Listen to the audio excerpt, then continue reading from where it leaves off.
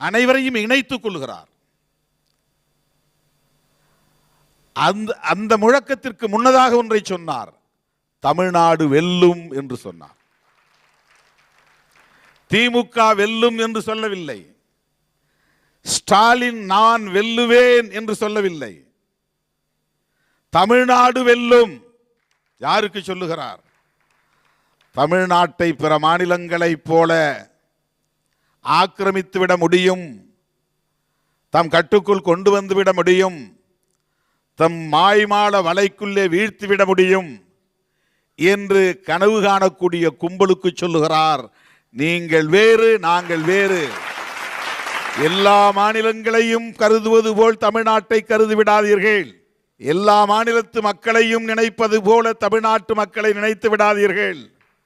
உங்களை எதிர்த்து போரிடுவோம், அதில் தமிழ்நாடு வெல்லும்.